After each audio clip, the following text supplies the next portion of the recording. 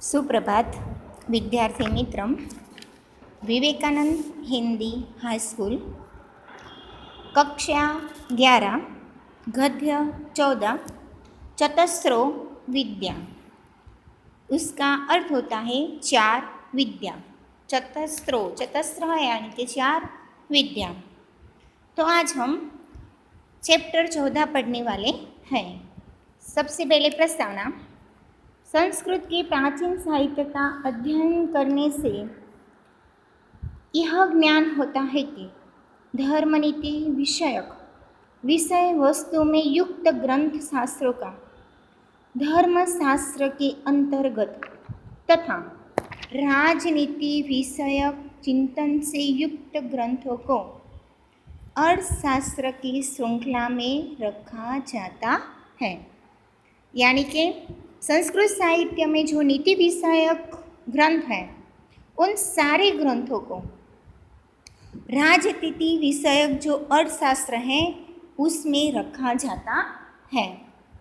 इस प्रकार के अर्थशास्त्रों में सबसे पहला नाम ले तो कौटिल्य अर्थशास्त्र। तो सारे अर्थशास्त्रों में किसी अर्थशास्त्र की बात आती है तो सबसे पहले कौटिल्य का ही नाम लिया जाता है, जो लगभग ईस्वीसन से 300 पूर्व रचित राजनीति शास्त्र का यह ग्रंथ अर्थशास्त्र पर्याप्त बन गया है। और प्रस्तुत पाठ में कौटिल्य अर्थशास्त्र में से प्रथम अधिकरण में से यह पाठ प्रस्तुत किया गया है। तो यहाँ पे इस पाठ में जो संबंधित पूर्वाचार्य हैं उनके मतों को भी उल्लेख किया गया है और मानव बृहस्पत्य एवं औशिनस, इनके अर्थ हम बाद में जब पढ़ते हैं तब देखते हैं। तो इन तीनों मतों का उल्लेख भी कौटिल्य ने स्वमत प्रस्तुत किया है। तो राजा अपनी नैसर्गिक प्रतिभा से राज कार्य में कैसे सफल होता है, यदि वह अत्यधिक मात्रा में एवं निरंतर सफल होना चाहता है। जो भी राजा अपने कार्य में सफल तो हो रहा है लेकिन उससे भी ज़्यादा सफल होना चाहता है और तो उसे विद्या का आश्रय लेना पड़ता है। ये विद्याएं कौन कौन सी हैं? अब राजा को अपने काम में सफल होना है, किसी भी मानव को सफल होना है अपने काम में, तो उसे कौन कौन सी विद्याएं ग्रहण करनी है, किस प्रकार एवं किस लिए, इन विषय का सूक्ष्म चिंतन यहाँ दिया गया है। तो सबसे पहले हम देखते हैं, सबसे पहली लाइन, त्रयी वार्ताः दंडनीतिश्चेति मानवः। त्रयी यानी 3 वेद। कौन से? ऋग्वेद, यजुर्वेद और सामवेद। वार्ता यानी कृषि, पशुपालन, व्यापार, वाणिज्य, जो सब ज्ञान देने वाली विद्याएं हैं, यानी कि त्रयी और वार्ता। दंड नीतिश्चेति मानवः, और दंड नीतिश्चेति यानी कि दंड, जो अपराधी को दंड देने की जो नीति है, ऐसा मनुष्य के मत ऐसा चेति मानवः, ऐसा मनु का मत यहाँ पे स्वीकार किया है। हर कोई मानव यानी कि हर कोई मानव ऐसा कहता है। वार्ता दंड नीतिश्चेति बृहस्पत्यः, यानी कि वार्ता और दंड नीति हो, ऐसे बृहस्पति का मत का स्वीकार करने वाले। तो ये बृहस्पति के जो शिष्य हैं, जो बृहस्पति के मत को स्वीकार करने वाले सर्वजन हैं, उसे बृहस्पति बताया गया है। तो बृहस्पति का मत का स्वीकार करने वाले सभी को क्या कहते हैं? बृहस्पत्या कहते हैं। दंड नीति रेखा विद्या इति औशनशः। दंड नीति रेखा यानी कि दंड नीति ही एक विद्या है, ऐसा किसने? औशनशः, ऐसा दैत्य गुरु शुक्राचार्य औशनस। औशनस कौन है?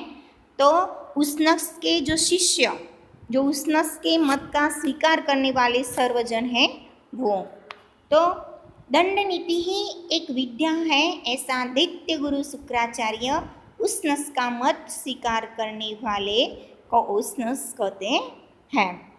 चतस्र एवं विद्या इति कौटिल्य। तो कौटिल्य कहते हैं ये 4 विद्याएं हैं और वो कौन सी? आन्वीक्षिकी। कौन सी? चतस्र एवं विद्या इति कौटिल्य। तो कौटिल्य इसे 4 विद्याएं मानते हैं और वो कौन सी है? ताहा चह आन्वीक्षिकी। तो सबसे पहली आन्वीक्षिकी योग्य परीक्षण के द्वारा। आन्वीक्षिकी यानी वो ऐसी विद्या है कि जिससे हम किसी भी व्यापार वाणिज्य वस्तु का योग्य परीक्षण कर सकते हैं। तो आन्वीक्षिकी और फिर सत्य प्रदर्शन। आन्वीक्षिकी त्रयी वार्ता दंड नीति, यानी कि जो आन्वीक्षिकी विद्या के द्वारा योग्य परीक्षण के द्वारा जो सत्य प्रदर्शन करने वाली विद्या है उसे त्रयी वार्ता और दंड नीति ही, और 18 त्रयी वार्ता दंड नीति है। तो सांख्य, और दूसरी कौन सी है? तो सांख्य। सांख्य योगो लोकायतम चैत्यान्वीक्षिकी। अब एक दूसरी कि सांख्य प्रकृति और पुरुष, सांख्य योगो यानी कि प्रकृति और पुरुष का विवेचन करने वाला शास्त्र, उसे क्या कहते हैं? सांख्य। सांख्य शास्त्र।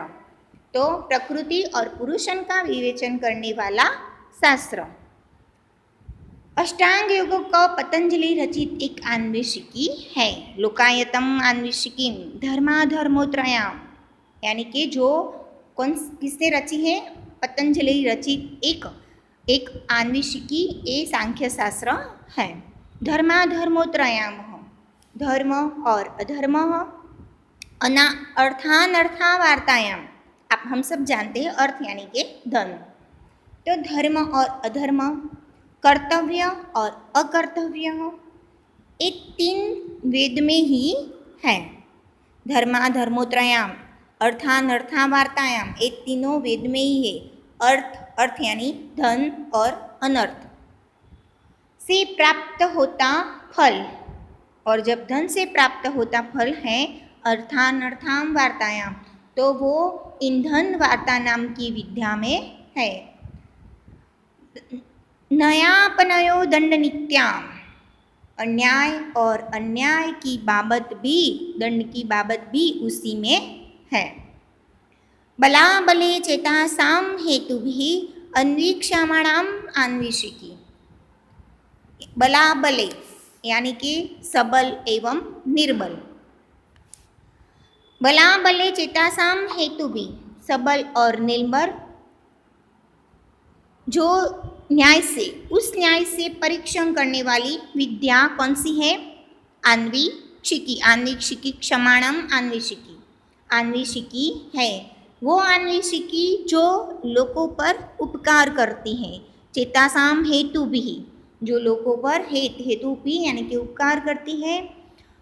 आन्वीक्षिकी लोकास्योपकरोति व्यसन बुधये च बुद्धिवश्याम सपिति प्रज्ञा वाक्यम क्रिया वैशारध्यम च करोति। अब क्या करती है विद्या?